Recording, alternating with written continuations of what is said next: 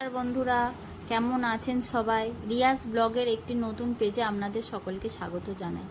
আজ বর বাড়িতে আছে, তাই ছেলে আর বর মিলে আবদার করেছে কোনো রেস্টুরেন্টে নয়, তাদের বাড়িতে বানানো চাউমিন খাওয়াতে হবে। তাই সন্ধ্যে থেকে তাই প্রস্তুতি শুরু করে দিয়েছি। চাউমিনের জন্য প্রথমে আলু, গাজর, বরবটি ছোট ছোট করে কুচিয়ে নিচ্ছি।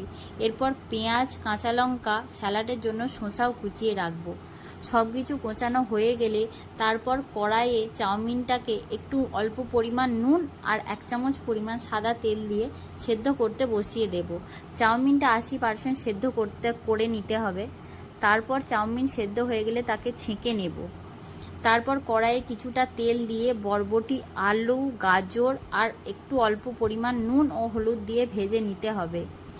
ভাজিয়াটা হয়ে গেলে আবার কড়াই অল্প পরিমাণ একটু তেল দিয়ে তাতে পেঁয়াজ কুচি দিয়ে নেড়ে চেড়ে নিতে হবে। পেঁয়াজের কালার ব্রাউন হয়ে গেলে তাতে আগে থেকে সেদ্ধ করে রাখা চাউমিনটাকে দিয়ে দিতে হবে। এরপর একটু অল্প পরিমাণ নুন আর চিনি দিয়ে আগে থেকে ভেজে রাখা ডিমের ভুজিয়া আর ভাজিয়াটা দিয়ে নেড়ে চেড়ে নিলেই চাউমিন রেডি। এরপর চাউমিনটা থালায় দিয়ে তাতে শসা কুচি আর একটু টমেটো সস ছড়িয়ে দিলেই চাউমিন রেডি। চাউমিনটা দেখতে বেশ ভালোই হয়েছে, গন্ধও দারুণ বেরিয়েছে। ভিডিওটি ভালো লাগলে লাইক এবং সাবস্ক্রাইব করার অনুরোধ রইল। নমস্কার।